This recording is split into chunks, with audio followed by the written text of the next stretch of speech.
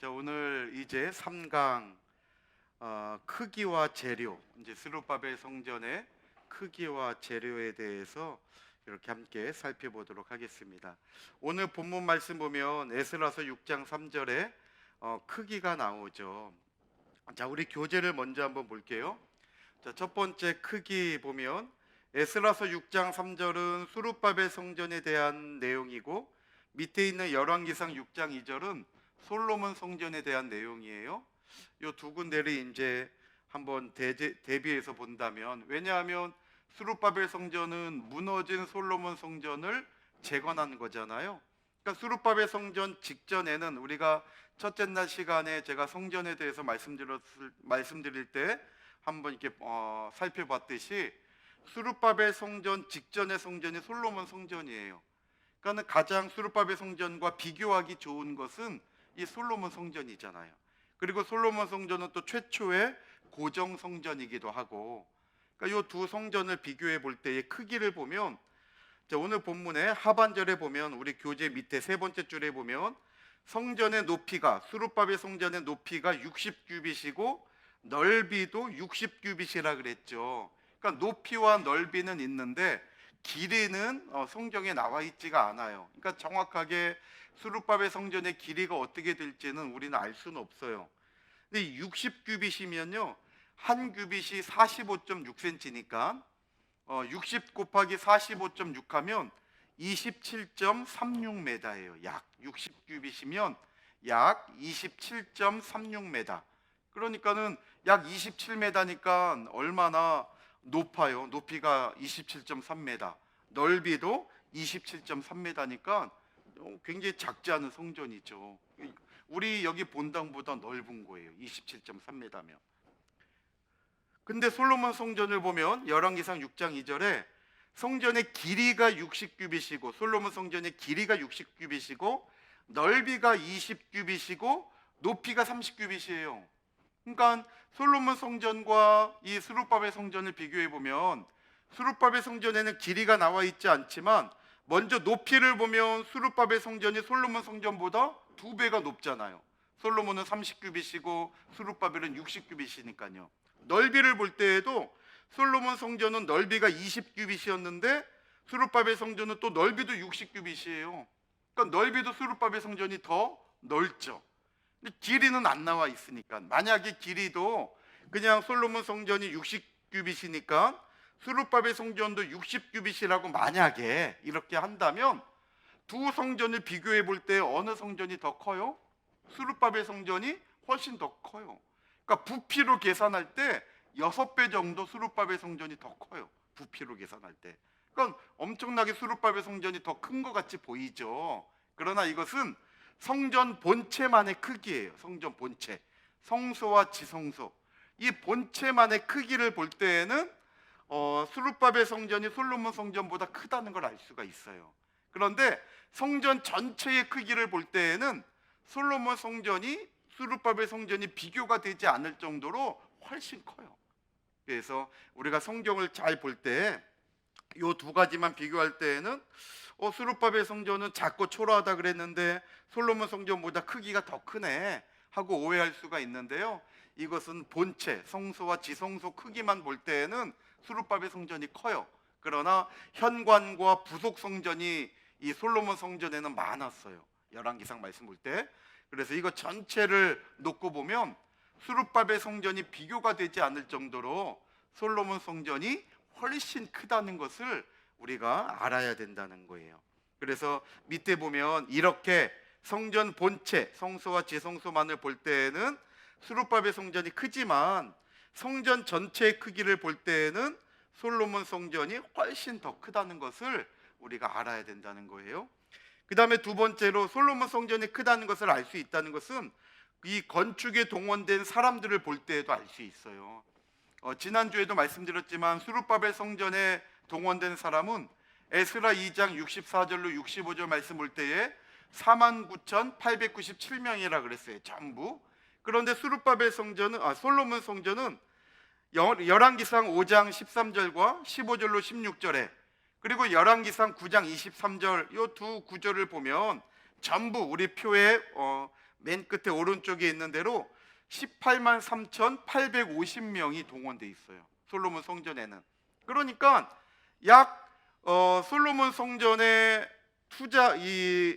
투입된 인원들이 수룹바벨 성전에 투입된 인원보다 훨씬 많아요. 그러니까 수룹바벨 성전에 투입된 인원은 솔로몬 성전에 비교하면 약 4분의 1 정도밖에 안 돼요. 이 솔로몬 성전은 18만 3,850명인데 수룹바벨 성전은 49,897명이니까요. 약 4분의 1. 그러니까 퍼센트로 하면 27%밖에 안 돼. 30%도 되지 않아요. 그러니까 그 성전을 짓는데 동원된 숫자를 볼 때에 솔로몬 성전이 3배 이상 많은 사람이 동원됐다는 것은 그만큼 솔로몬 성전이 더 크고 웅장한 성전이라는 것을 알 수가 있다는 거예요. 그래서 이렇게 성전 건축에 동원된 사람들을 두 성전을 이렇게 비교해 볼 수가 있을 것 같아요. 이제 중요한 것은 이제 세 번째부터 펼쳐지게 돼요. 자, 그러면 이 수룹바벨 성전에 사용된 재료는 과연 뭐냐? 두 가지 중요한 재료가 사용되었어요.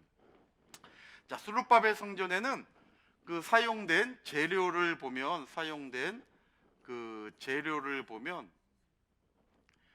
두 가지 중요한 게 사용되었는데, 첫 번째는 돌이 사용되어졌고 그 다음에 나무가 사용되어졌어요. 돌. 근데 이 돌이 보통 돌이 아니라 큰 돌이에요. 이 돌은 아주 큰 돌이 사용되어졌고, 나무는 백향목을 얘기해요.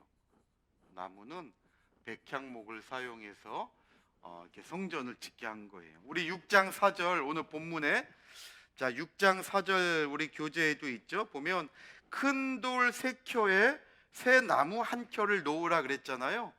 여기 새 나무가 구체적으로는 백향목을 얘기하는 거예요. 그래서 큰 돌과 백향목으로 했는데, 이 큰 돌이 히브리어로는 에벤 겔랄이라고 하는 두 단어예요. 에벤 겔랄이라고 하는 두 단어예요.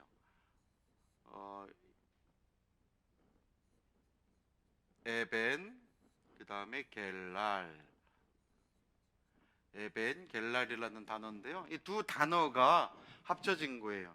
이 에벤이라고 하는 단어는, 에벤은 이 아람어예요. 원칙적으로는 아람어인데 구약 성경에 8번 쓰여진 단어예요. 이거 이제 돌이라는 단어인데 구약 성경에 8번 쓰여져서 다니엘서 2장 34절로 35절이나 또 다니엘서 2장 45절에 보면 큰 이렇게 그 느부갓네살이 꿈꾼 그 큰 금신상을 뜨인 돌이 가서 치잖아요. 그 뜨인 돌 할 때 돌자가 이 에벤이라는 단어예요. 또 다니엘을 사자굴 속에 집어넣고 돌로 막잖아요. 그 다니엘을 사자굴 속에 집어넣고 막은 그 돌을 얘기할 때에도 그 돌이 굴리는 돌이에요. 큰 돌. 그게 이제 에벤이라는 단어예요. 그래서 이 에벤이라는 단어가 여기서는 이제 원래는 아람어로서 8번 등장하는 단어고요. 이 겔랄이라고 하는 단어는 이것은 큰 것. 이것은 무슨 뜻이냐면 큰 것, 또 무거운 것. 큰 것은 또 무겁잖아요. 큰 것, 무거운 것. 그 다음에 굴림이라는 뜻이 있어요. 겔랄, 이것은 큰 것, 또 무거운 것, 또 굴리는 것. 그래서 에벤겔랄, 이 에벤겔랄이라고 하는 것은 결국 이 원어적인 의미로 볼 때에 이것은 큰 돌이라고 이제 우리 성경에는 번역되어 있지만, 우리가 원어적인 의미로 이걸 다시 한번 해석해 본다면 이 에벤겔랄은 굴리는 돌을 얘기해요. 굴리는 돌. 그러니까 아주 큰 것은 우리가 들 수가 없잖아요. 그러니까 이것은 이렇게 막 굴리면서 우리가 움직일 수 있잖아요. 그래서 굴리는 돌, 아주 큰 것, 이걸 이제 에벤겔랄이라고 하는 거예요. 그래서 이 겔랄이라는 단어는 성경에 2번밖에 안 나와요. 이 2번이 에스라서 5장 8절, 우리 교재에 보면 에스라서 5장 8절의 두 번째 줄에도 보니까 밑줄 쳐져 있죠. 큰 돌로 세우며, 큰 돌. 그 다음에 에스라서 6장 4절에 큰 돌, 여기 큰으로 번역되어 있잖아요. 이게 겔랄이에요. 그러니까 성경에 이 겔랄이라는 단어는 여기 두 군데밖에 나오지 않아요. 그러니까 좀 독특한 단어예요. 그래서 이 에벤겔랄, 이것은 아주 너무나 커가지고 들 수 없어서 굴리면서 이동한 돌이라는 거죠. 그러니까 이러한 돌로 이렇게 성전을 쌓아가게 했다는 거예요. 그래서 보면 6장 4절에 보면 큰 돌 세 켜에 새 나무 하나를 대라 그랬잖아요. 그러니까는 성전을 어떠한 식으로 쌓았을 것이다 우리가 유추해 볼 수 있냐면요, 스룹바벨 성전은 큰 돌을 막 이제 사람들이 여러 사람이 굴렸을 거예요. 그 이제 기초석을 쌓은 그 위에 오면 돌을 이렇게 이제 쌓는 거죠. 돌을 이제 막 이렇게 쌓아 나가요. 그리고 그 위에 이제 세 켜니까는 계속 이제 하나, 한 켜, 두 켜, 또 이제 세 켜니까는 이제 계속 이제 쌓아가는 거죠. 이렇게 이제 쌓고 난 다음에 여기에다가 나무를 하나 대래요. 그래서 백향목이 굉장히 크고 튼튼하잖아요. 백향목을 이제 하나 댄 거예요. 그리고 또 돌을 세 켜를 또 쌓아 올라요. 이렇게 나무 위에 또 돌을 계속 쌓아 올리는 거예요. 이런 식으로 돌 세 켜에 나무 하나, 돌 세 켜에 나무 하나, 이런 식으로 스룹바벨 성전은 쌓아져 갔다는 것을 우리가 이렇게 머릿속으로 생각해 볼 수가 있는 거예요. 그러면 왜 하나님께서 이렇게 가운데 나무를 두게 했느냐? 이것은 지진 같은 것을 방지하기 위함이죠. 그래서 돌만 쌓는 것보다 중간에 탄력성이 있는 나무를 놓음으로 말미암아 지진이 땅이 움직이고 할 때, 건물이 움직일 때에 이 나무가 그 충격을 흡수하게 되는 거죠. 그래서 건물이 견고하게 서 있을 수 있도록 하나님께서는 이렇게 돌 세 켜에 나무 하나를 두면서 이러한 구조로 성전을 세워갈 수 있도록 하셨다는 거예요. 그래서 우리 밑에 두 번째 보면 이렇게 돌과 나무로, 일본의 밑줄은 오직 돌과 나무로만, 돌과 나무 적으시면 되겠죠. 이렇게 성전을 세운 거예요. 그런데 이렇게 성전을 세우려면 밑에 기초가 튼튼해야 되죠. 이렇게 큰 돌을 세우고 나무를 놓고 큰 돌을 세우고 하면 이게 하중이 얼마나 무겁겠어요. 그러니까 만약에 기초가 튼튼하지 않으면 점점 시간이 지나면 어떻게 돼요? 밑으로 내려가겠죠. 밑으로 내려가는데 지반이 약하고 더 돌이 무거운 쪽은 더 많이 내려가면서 건물이 틀어지게 되잖아요. 그러니까 이걸 방지하기 위해서는 이 기초가 아주 튼튼하게 되어 있어야지, 정말 어디 무게가 더 있는 곳이라 할지라도 이 기초가 딱 막아내 가지고 수평을 유지해 줄 거 아니에요. 이 기초가 굉장히 중요한 거예요. 그래서 우리 두 번째가 이제 그 내용이에요. 이 돌과 나무를 세우기 전에 무엇을 반드시 놓게 했느냐? 기초. 또 반석이죠. 기초라고도 적으셔도 되고, 또 반석이라고 적으셔도 되고, 또 우리 개역 한글판에 있는 말씀처럼 지대라는 단어를 써도 돼요. 다 똑같은 의미예요. 거기 밑줄에는 세 가지를 다 써도 돼요. 자, 우리 한번 성경책 보세요. 우리 성경책 왔으니까 성경책의 6장 3절에 보면 고레스 왕 원년에 조서를 내려 이르기를, 우리 개역 한글판이잖아요. 우리 성경이 지금 예루살렘 하나님의 전에 대하여 이르노니 이 전 곧 제사 드리는 처소를 건축하되 지대를 견고히 쌓고 그랬죠. 지대 동그라미 치세요. 성경책에 이 지대가 아주 중요한 거예요. 이 지대를 견고하게 쌓으라고 얘기하고 있는 거죠. 자, 우리 교재로 다시 돌아와서 에스라 3장 8절 내용이 있죠. 자, 교재 에스라서 3장 8절 보면 예루살렘에 있는 하나님의 성전에 이른 지, 자, 이스라엘 백성들이 하나님의 성전에 이른 때는 언제였죠? 주전 1차 포로기한이 언제라 그랬어요? 주전 537년이라 그랬잖아요. 주전 537년이 1차 포로기한 때잖아요. 그러니까는 지금 예루살렘에 있는 하나님의 성전에 이를 때가 537년인데 이른 지 몇 년이래요? 2년. 그러니까 요때는 예루살렘 성전에 이른 지 1년째고, 요때는 1년째고, 이른 지 2년이니까 주전 536년이 되겠죠. 이때가 바로 예루살렘에 도착한 지 2년째가 되는 거예요. 그래서 에스라서 3장 8절에 하나님의 성전에 이른 지 2년, 요 2년은 역사적으로 주전 536년을 얘기하는 거예요. 그래서 우리 교재 2년 거기 동그라미 치고 주전 536년 적어 놓으시면 역사적으로도 훨씬 이해하기가 쉬우시겠죠. 2년 둘째 달에 스알디엘의 아들 수룹바벨과 요사닥의 아들 예수아와 다른 형제 제사장들과 레위 사람들과 무릇 사로잡혔다가 예루살렘에 돌아온 자들이 뭘 시작했대요? 공사를 시작했다는 거예요. 이 공사는 성전 건축을 얘기하는 거죠. 그래서 성전 건축이 바로 주전 536년 2월 달에 처음에 제일 먼저 시작됐다는 것을 알 수가 있어요. 자, 그래서 뭘 했느냐? 자, 넘겨보세요.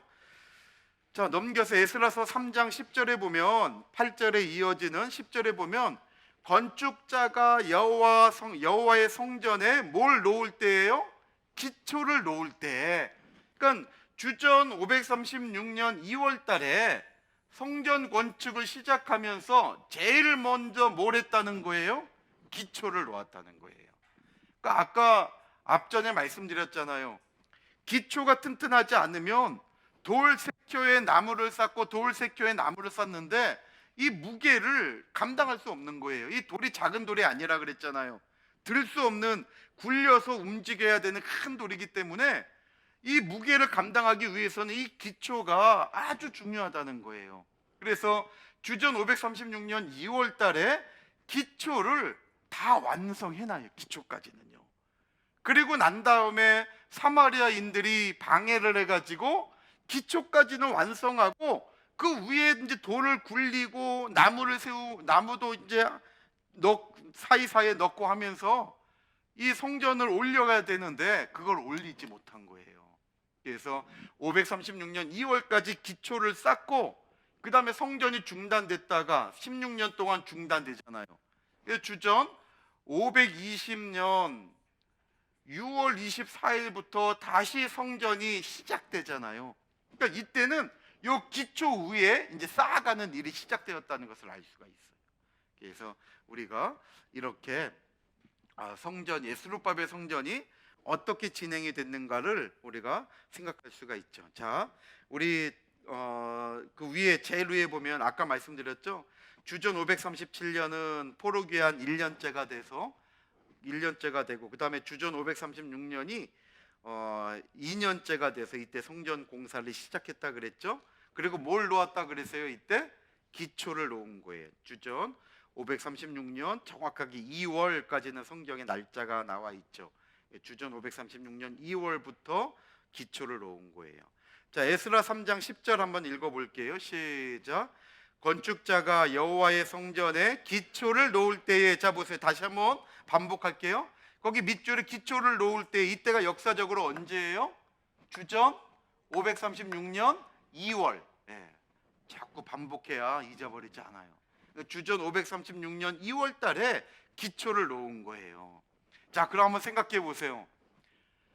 기초를 놓을 때 얼마나 역사적이겠어요.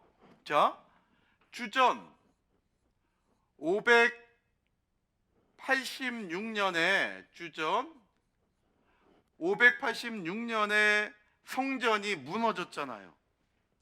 이때 성전이 회파된 거예요. 그랬다가 지금 기초를 쌓을 때가 언제예요? 주전 536년 2월이에요. 이때 역사적으로 지금 기초를 딱 다져 놓은 거예요. 그러면 이 기초 위에 이제 건물이 서면 되는 거예요. 사실 기초만 딱 닦아진 거 볼 때 그 감격은요, 말로 할 수 없어요.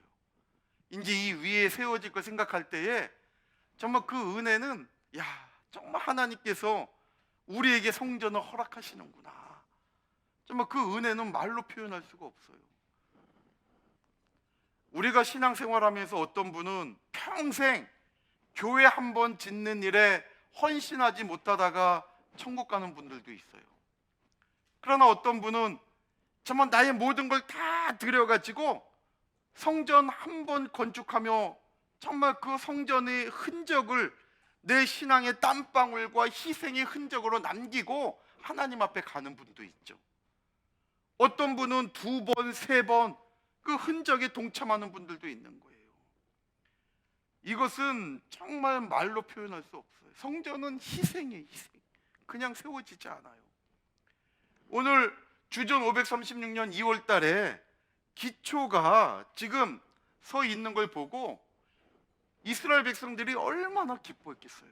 이게 지금 몇 년이에요? 주전 586년에서 536년이니까 그 허물어진 터에 50년 만에 다시 거기에 기초를 튼튼하게 쌓아서 이제 하나님을 모실 성전을 우리가 우리 손으로 세워간다고 할 때 얼마나 감격스럽겠어요. 그러니까 여기에 2가지 반응이 나타나요. 이 기초가 세워진 걸 보고 이스라엘 백성들의 49,897명 가운데 한 무리는 너무나 기뻐해요. 야, 기초를 쌓았다. 너무나 기뻐해요. 그런데 또 한 무리는 눈물을 흘리면서 대성통곡했다고 말씀하고 있어요. 이해가 되십니까? 한 무리는 너무나 기뻐하고 즐거워하는가 하면 49,897명 가운데 한 무리는 눈물을 흘리면서 대성통곡을 하는 거예요. 이 부류의 차이가 누구겠어요? 기뻐한 사람들은 이 바벨론 포로에 끌려갔다가 거기에서 자라난 사람들이죠. 어떻게 보면 바벨론에서 출생한 사람들일 거예요. 바벨론 포로로 끌려가서 바벨론에 50년 끌려가서 50년 정도 있었으니까. 그런데 대성통곡한 사람들은 누구냐? 이 사람들은 포로 1세대죠. 포로 1세대. 이분들은 거기서 태어났으니까 2세대라고 얘기할 수 있다면 이분들은 포로 1세대들이에요. 그럼 바벨론 포로 1세대들은 나이가 많겠죠. 아무래도. 왜냐하면 50년이라는 시간이 지나버렸잖아요. 그러니까 포로 1세대들은 저 성전 50년 전에 그렇게 선지자들이 경고하고 했을 때 우리가 그 말씀을 듣고 우상을 버리고 회개하고 돌이켰다면 이 성전이 무너지지 않았을 텐데, 우리가 그 말씀에 순종하지 않은 결과 이렇게 성전이 무너지고 진짜 그 말씀대로 포로로 끌려갔는데 진짜 그 말씀대로 다시 돌아왔다. 그리고 그 성전의 기초를 세워지면 이제 그 기초 위에 예전의 솔로몬 성전의 모습이 이 1세대들에게는 다 보일 거 아니에요. 야, 내가 이쪽 길로 해갖고 성전에 들어갔었는데, 내가 성전 어느 쪽에 많이 내가 주로 서 있으면서 내가 기뻐했는데. 우리도 보면 본인들 자리가 거의 다 있잖아요.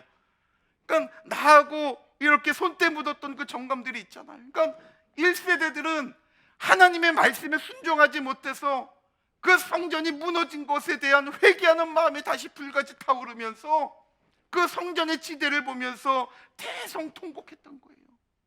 그런가 하면 2세대는 늘 어르신들로부터 들었던 그 말씀을 가지고, 야, 그 터 위에 우리 할아버지가 이런 얘기 하시면서 돌아가셨는데 내가 와가지고 그 할아버지가 기뻐하시는 일을 내가 이루었구나 하면서 그 기초만 보더라도 너무 기뻐하고 즐거워했던 거예요. 그러니까 수르바벨 성전의 기초만 쌓아졌는데도 불구하고 이러한 반응들이 있었던 거죠. 그러니까 오늘 저와 여러분들도 정말 하나님의 말씀에 순종하는 가운데 정말 하나님의 역사가 하나하나 이루어질 때에 어떤 사람은 막 기뻐하고 즐거워하는 그런 모습이 있는가 하면, 나도 기쁘고 즐겁지만 또 한편으로는 대성통곡하면서 더 회개하고 하나님의 은혜와 긍휼 앞에 감사하는 사람들도 있다는 거예요. 이것이 신앙의 전수가 이루어지면서 하나님의 뜻이 세워져 가는 것을 우리에게 보여주고 있는 거죠. 그래서 오늘 거기 에스라 3장 10절로 13절 말씀 볼 때에 이 내용을 우리가 볼 수 있는 거예요. 자, 보세요. 11절에 보면 찬양으로 화답하며 여호와께 감사하여 이르되 주는 지극히 선하심으로 그의 인자하심이 이스라엘에게 영원하시도다 하니 모든 백성이 여호와의 성전 기초 놓임을 보고, 동그라미 치세요.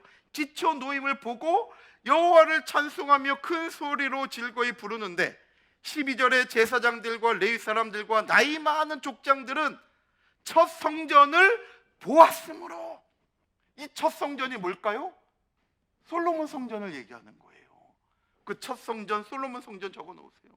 그러니까 제사장들과 레위 사람들과 나이 많은 족장들, 이분들은 50년 전에, 이미 50년 전에 주전 586년에 우리가 하나님 말씀대로 순종하지 않음으로 말미암아 성전이 깨져버린 그것을 직접 보고, 내 눈앞에서 동족이 죽고 가족이 죽고 정말 처참하게 하나님의 말씀대로 바벨론에 의하여 짓밟혀버리고, 무너지기 전에 성이 포위당할 때 먹을 게 없어가지고 어떤 가정은 부모가 자식을 잡아먹고, 또 자식은 연로한 부모를 잡아먹는 도저히 상상할 수 없었던 일들을 겪으면서 주전 586년에 처참하게 말씀대로 무너졌던 거 아니에요. 그걸 경험했던 나이 많은 족장들, 그들이 그 첫 성전을 보았으므로 이제 이 성전의 기초가 놓임을 보고 어떻게 했대요? 대성통곡하였으나. 그들의 감격은 말할 수 없는 거예요. 그러나 다른 여러 사람은, 이건 바벨론 포로 2세대를 얘기하는 거예요. 그 여러 사람들은 어떻게 했대요? 기쁨으로 함성을 질렀다고 얘기하고 있죠. 야, 우리 할아버지가 말씀하신 거, 그토록 소원이 그 예루살렘 성전에 가셔서 그 성전을 다시 회개하는 마음으로 세우는 것이라고 했는데, 근데 그걸 못 보시고 우리 할아버지는 돌아가셨는데 내가 이렇게 했다. 그 너무나 기쁘고 즐거운 거죠. 근데 13절에 얼마나 이것이 컸는지 바깥의 사람들이 그걸 다 들렸는데 즐거워하는 소리와 대성통곡하는 소리가 뒤섞여 버렸다고 얘기하고 있죠. 이게 얼마나 감격스러운 거예요. 이것이 성전을 짓는 택함 받은 사람들의, 그들만이 느낄 수 있는 축복인 거예요. 오늘 우리 교회도, 저와 여러분들에게도 이러한 감격스러운 시간들을 만들어가는 역사가 있기를 주님의 이름으로 축원합니다. 거기 기초를 놓을 때에 3장 10절 그 상반절에 주전 536년 2월에 기초를 놓았잖아요. 이 기초를 놓을 때에 밑줄 쳐 있죠. 이것이 히브리 원어에는 한 단어예요. 야사드라고 하는 한 단어예요. 한 단어. 그래서 이것은 기초를 놓다, 세우다, 또 설립하다라는 뜻이 있어요. 기초를 놓다, 세우다, 설립하다. 그래서 오늘 이러한 정말 감격스러운 역사를 우리가 볼 수 있는 거죠. 그렇다면 이러한 내용의 구속 경륜은 과연 뭐냐? 이렇게 기초를 쌓을 때 너무나 즐거워하고 그랬잖아요. 자, 이 기초를 놓고 성전을 짓는 이 일의 구속 경륜은 과연 무엇인가? 우리가 삶에 적용해야 될 두 가지를 한번 살펴본다면, 첫 번째로 성전을 짓는 일에는 큰 희생이 있다는 거예요. 첫 번째로는 성전을 짓는 일에 큰 희생이 있다는 거죠. 그래서 우리가 성전을 세워가는 일에는, 여기에는 항상 희생이 있다는 것을 알아야 된다는 거죠. 그러니까 신앙생활에 희생이 없으면 성전은 온전히 세워갈 수 없다는 거죠. 저와 여러분들도 마찬가지예요. 고린도전서 3장 16절이나 6장 19절 말씀 올 때에 우리 각자가 성전이라 그랬어요. 고린도전서 3장 16절이나 또 6장 19절 말씀 올 때에 각자 내 자신이 성전이래요. 왜? 거기에는 성령이 거하기 때문이죠. 하나님의 성령이 거하시기 때문에 나도 각자가 성전이 되는 거예요. 그러니까 각자, 저와 여러분들도 하나님이 기뻐하시는 참 성전으로 세워져 가기 위해서는 희생하지 않으면 안 된다는 거죠. 희생이 있어야 돼요. 오늘 저와 여러분들이 이 밤에 비가 오는데도 달려오는 것은 희생이에요. 지금 돌을 굴리는 희생이죠. 돌을 굴리는 희생. 또 돌을 쌓아 올리기까지 얼마나 힘들겠어요. 아까 성경에 나와 있었지만은 그 높이가 에스라서 6장 3절 말씀 올 때에 60규빗이라 그랬잖아요. 60규빗.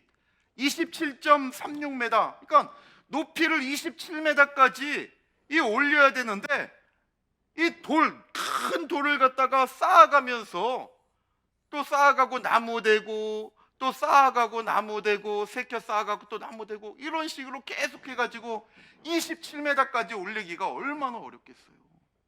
27m면 얼마나 높은데요. 이것이 아마 거의 27m면요 보통 우리가 그 빌라 원룸 같은데 한 5층 건물 될 거예요. 5층 4층 이상 5층 정도 될 거예요. 그러니까 그 높이까지 그 당시, 지금은 장비가 있어가지고 크레인이라든지 또 여러 가지 재료도 좋아가지고 얼마나 쉽게 간편하게 해요. 근데 이 당시에 이 돌을 갖다가 옮기면서 세우고 할 때 아마 돌 놓으면서 손도 찌는 사람이 있을 거고 정말 발이 찌어서 발톱이 빠져나가는 사람도 있을 거고 어떤 사람은 양쪽에 힘이 균형이 맞지 않아가지고 돌에 깔려가지고 정말 큰 중상을 입는 사람도 나올 거예요. 돌을 잘 이렇게 켜켜이 쌓는다고 하는데 이게 중심이 맞지 않아서 쌓아놓은 돌이 또 굴러 떨어져 갖고 밑에 있는 사람이 다칠 수도 있는 거고, 참아 이 27m까지 60규빗을 쌓아 올리는 것이, 우리는 야 높이가 60규빗이래 쉽게 얘기할지 모르겠지만 그걸 하나하나 쌓아 올릴 때까지 많은 희생과 헌신이 없으면 도저히 이 성전은 쌓아갈 수 없다는 것을 알 수가 있는 거예요. 근데 하나님은 그 희생을 잊어버리지 않는다는 거예요. 우리는 시간이 지나면 희생들을 잊어버려요. 보세요, 우리 산성교회가 오늘 이 비산동에 이 자리에 서 있기까지 정말 처음에 땅을 사고 그 다음에 감격 속에 정말 기초를 세우고 건물을 세워나갈 때 얼마나 정말 감격 속에 이걸 세워나가요. 그때 얼마나 많은 희생들이 있었습니까? 우리 장로님들 굉장히 애쓰셨죠. 우리 성도님들 그 당시에 정말 있는 것 없는 것 한 마음으로 다 정말 하나님 앞에 드리고 기도하고 아마 온몸이 녹아내릴 정도로 수고를 했을 거예요. 근데 시간이 지나면서 사람들이 바뀌기도 하고 잊혀져 가면서 그 희생을 잊어버릴지 몰라요. 우리는 그냥 당연하게 이 성전이 있는 걸로 착각하고 좀 부족한 것 때문에 원망과 불평이 나올 수도 있고, 정말 이 성전이 어떠한 희생으로 세워졌는지 그분들을 잊어버리고 우리 산성의 1세대를 기억하지 못할지도 몰라요. 그런데 중요한 것은 하나님은 잊어버리지 않는다는 거예요. 사람은 잊어버려도 하나님은 결단코 당신의 성전을 세우는 일에 희생한 분들을 잊어버리지 않아요. 정말 교회가 크고 뭔가 힘이 있고 하면요 회장 서로 하려고 그래요. 그런데 사람도 몇이 없고 힘들고 어려우면요 서로 안 하려고 그래. 참 희한해요. 똑같은 회장인데 어떤 교회는 막 서로 하려고 그러고 안 시켜줬다고 싸우고 삐지는데 어떤 교회는 시켰다고 시험 들어 또 하기 싫은데. 사람들의 심리가 뭔가 알아주고 뭔가 좀 어디다 얘기할 만한 데는 그래도 하려고 해. 그런데 희한하게 알아주지 않고 정말 너무나 작고 거기는 정말 내가 죽어야 되는 자리면 은근슬쩍 빠지려고 한다니까요. 근데 중요한 것은 하나님은 우리의 희생을 보신다는 거예요. 저와 여러분들이 지금까지 어떠한 마음으로 지내왔던지 간에 오늘 이 수르바벨 성전을 배우고 깨달으면서 하나님이 기억하시는 분은 이 성전에 희생한 사람들을 결코 잊어버리지 않는다는 거예요. 49,897명을 사람들은 잊어버릴지 몰라도 하나님은 잊지 않고 그들의 정확한 명수를 성경에 기록하게 하신 거예요. 그리고 후대인 우리에게도 알게 하시는 거예요. 하나님은 그들을 절대 잊어버리지 않아요. 오늘 저와 여러분들이 정말 무엇을 하든지 간에 주 안에서 우리가 흘리는 땀방울, 주 안에서 내가 믿음으로 드린 귀한 예물, 저와 여러분들의 헌신은 결코 없어지지 않고 헛되지 않다는 것을 믿으시기를 바랍니다. 우리 고린도전서 15장 58절 있죠. 고린도전서 15장은 마지막 변화의 장이잖아요. 변화의 장. 그 변화의 장의 마지막 끝이 어떻게 끝나나 보세요. 마지막 구절이 58절이에요. 자, 시작. 그러므로 내 사랑하는 형제들아, 결실하며 흔들리지 말고.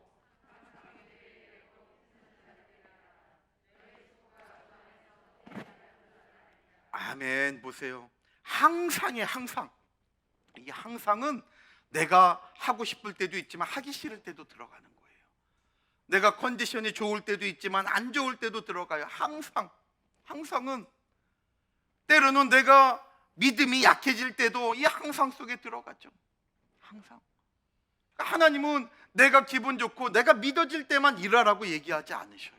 항상 주의 일에 더욱 힘쓰는 자들이 되라. 왜? 너희 수고가 주 안에서 헛되지 않을 줄 아는 줄 알미라 그랬잖아요. 절대 우리의 수고가 헛되지 않아요. 하나님이 기억하셔요. 오늘 이 자리에 달려온 저와 여러분들도 어떤 분은 시간이 돼서 오시고 그랬지만 어떤 분은 시간이 안 되는데도 조종하고 나 오늘 말씀 들어야 돼, 그렇게 해가지고 오시는 분이 있을 수도 있어요.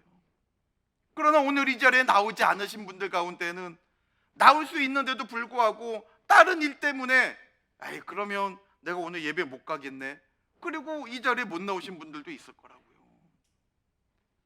그냥 나는 한번 그냥 다른 약속 때문에 빠지고 또 나는 이 예배 때문에 다른 걸 포기하고 나오셨을 뿐이에요. 그러나 하나님은 우리의 그 희생을 다 기억하시고 잊지 않으신다는 거예요. 오늘 살아계신 하나님을 꼭 기억하시고 그 하나님은 우리의 삶을 다 보고 계셔요. 사람 앞에서의 신앙생활이 아니라 살아계신 하나님 앞에서 흔들림이 없는 믿음의 삶을 살아가는 우리 교회와 저와 여러분들이 다 되시기를 주님의 이름으로 축원합니다. 사람을 보고 신앙생활하면 시험 들게 돼 있어요. 사람을 보고 움직이면 실망할 수밖에 없어요. 목사를 보고 신앙생활하는 분은 그 목사의 단점을 보면 실망할 수밖에 없어요. 우리 성도님들은 저를 통해서 예수님을 봐야 되는 거죠. 정말 은혜 받은 분들은 오늘의 말씀을 통해서 야, 목사님 말씀 참 잘 전하셨다, 이게 아니라 오늘의 말씀을 통해서 야, 정말 주님이 살아계시는구나, 내가 이 살아계신 하나님을 그동안 인지하지 못하고 살았구나, 이걸 깨달은 분이 진짜 오늘 예배에 성공하신 분들이에요. 꼭 하나님을 바라보고 하나님을 만나고 사람 눈앞에서의 삶이 아니라 하나님 눈앞에서의 삶을 살아가는 저와 여러분들이 꼭 되시기를 바랍니다. 마지막 두 번째로 성전은 단단한 기초 위에 세워진다는 거죠. 우리가 기억해야 될 두 번째는 기초 위에 세워져요. 기초. 그러니까 우리는 튼튼한 기초 위에 세워져야 돼요.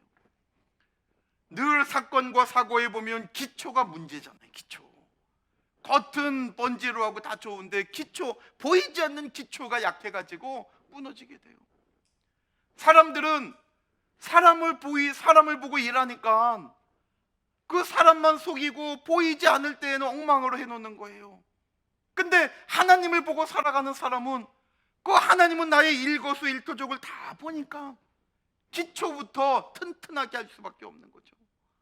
그러니까 내 인생의 길이 하나님을 보고 살아가느냐 하나님을 보지 않고 살아가느냐가 너무나 중요한 거예요. 왜 노아가 창세기 6장 8절 말씀 볼 때 의인이고 당대의 완전한 자라고 인정을 받았습니까? 노아는 늘 하나님 눈앞에서의 삶을 살아간 거예요. 그래서 창세기 6장 9절에 노아는 하나님의 은혜를 입었더라 얘기하고 있죠. 그 창세기 6장 9절을 원어 그대로 얘기하면 하나님 눈동자 안에서 살아갔다는 거예요. 하나님 눈동자 안에서. 그러니까 노아는 하나님의 눈동자 안에서 살아갔기 때문에 늘 하나님을 의식하고 살아가는 거지 사람을 의식하고 살아가지 않았어요. 근데 저와 여러분들은 하나님을 믿는다고 하면서 사람을 의식하지 하나님을 의식하고 살아가고 있진 않잖아요. 이게 문제인 거죠.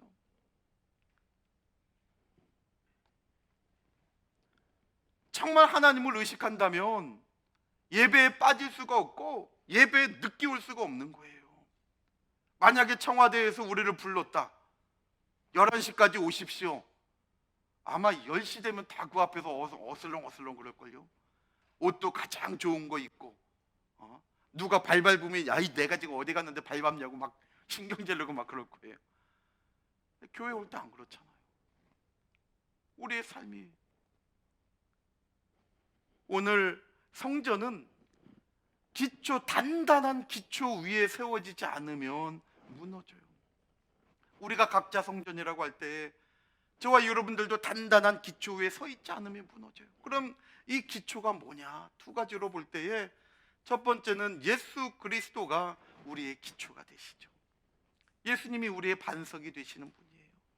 고린도전서 10장 4절에 말씀하고 있죠. 이 반석, 특별히 하반절에 이 반석이 곧 그리스도라고 말씀하고 있죠.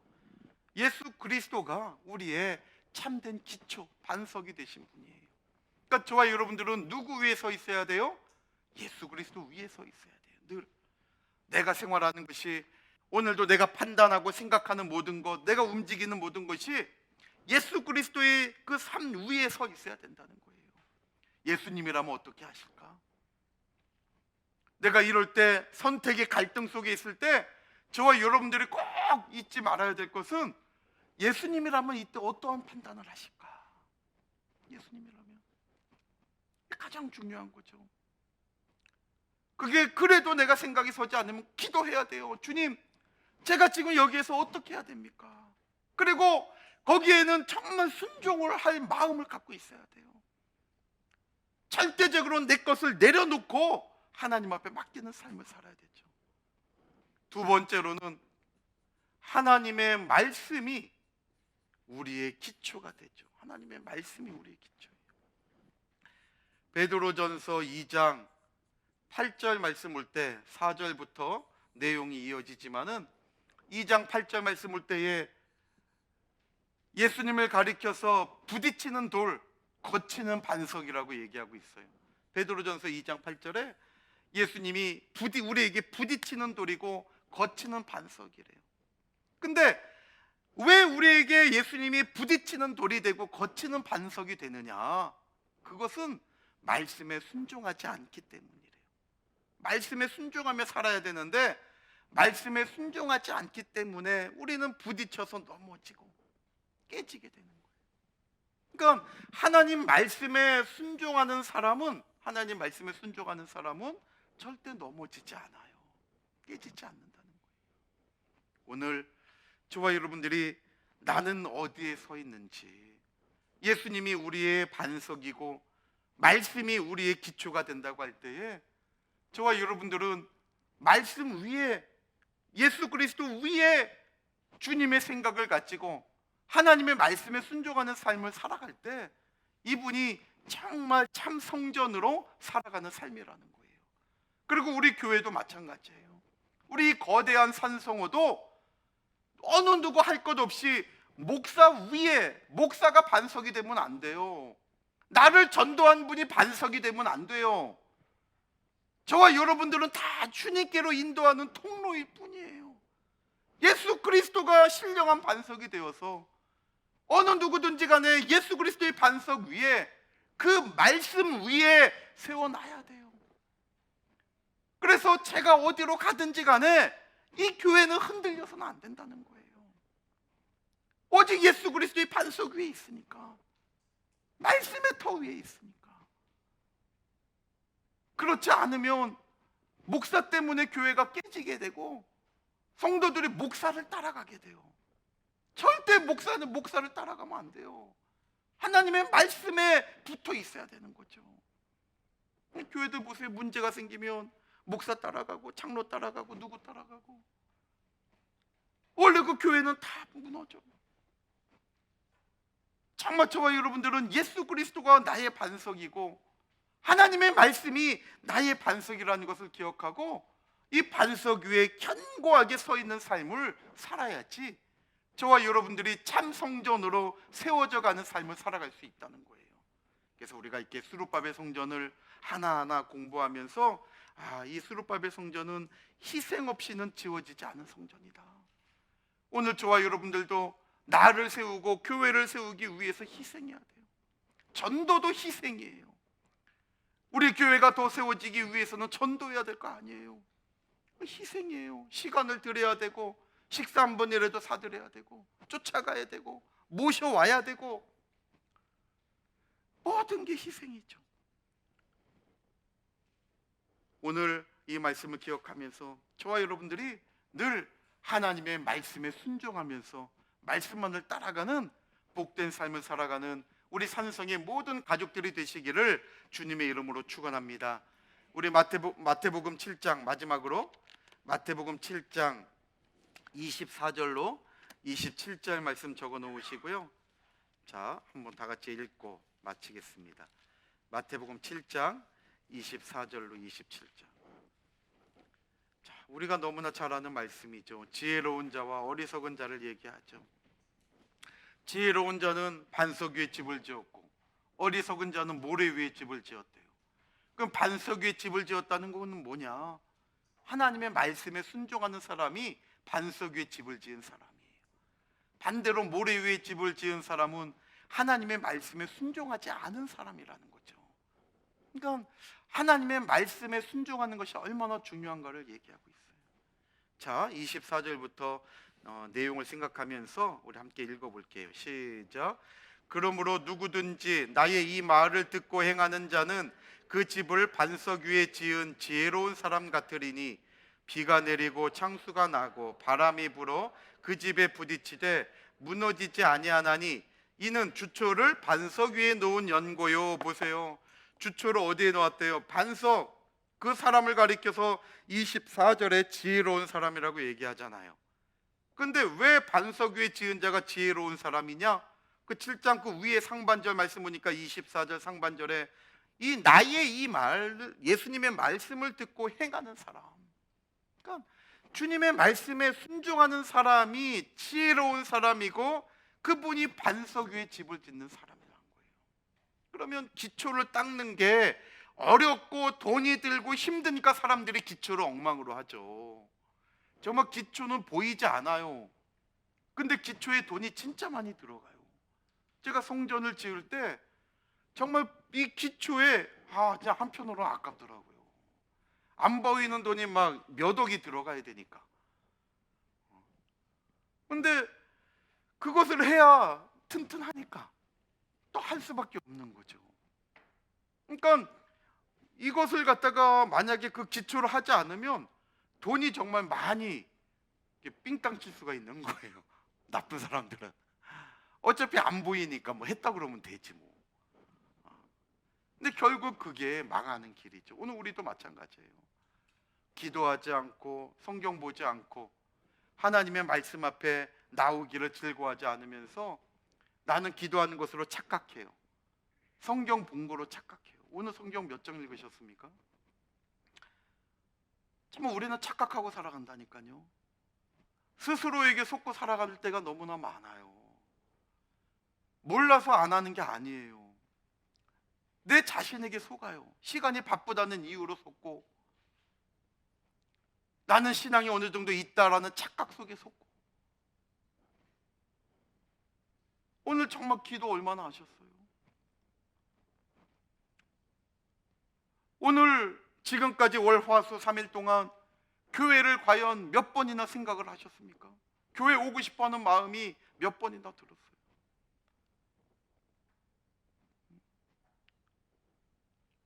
비가 이렇게 오는데 우리 교회는 괜찮을까? 한번 오셔가지고 둘러보신 분 계십니까? 저는 못 봤다 할지라도 하나님은 보시잖아요. 이게 순종이에요. 근데 우리는 그렇게 해야 되는 거 알지만 안 될 때가 많아요. 제가 울산에 있을 때 비가 오면 전화 오시는 분들이 있었어요.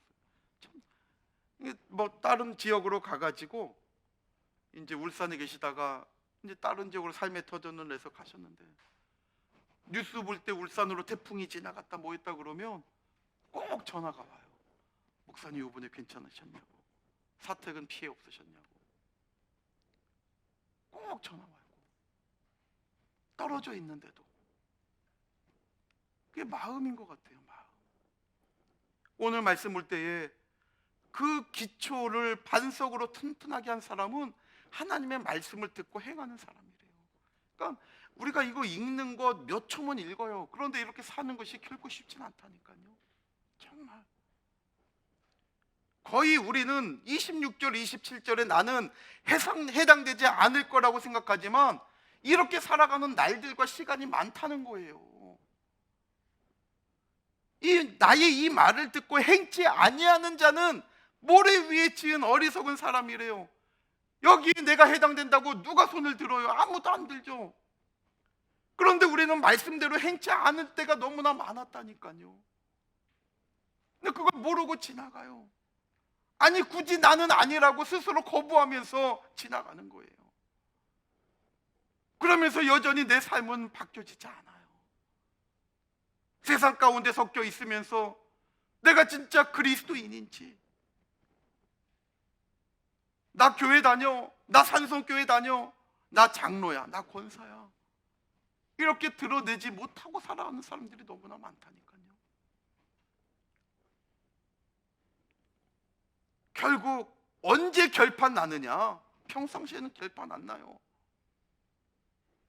오늘 25절과 27절 말씀 볼 때에 누가 반석에 지었고 누가 모래 위에 지어졌는지 언제 결판 나느냐? 비가 내리고 창수가 나고 바람이 불 때, 환난과 역경이 닥칠 때, 그때 결판 나요. 지금은 제 믿음이 목사로서 좋은 것 같죠? 아무도 모르는 거예요. 저와 여러분들 다 좋은 것 같지만 몰라요. 언제 하느냐? 마지막 환난과 역경 속에 끝까지 정말 말씀 편에 남아 있느냐? 아니면 가느냐?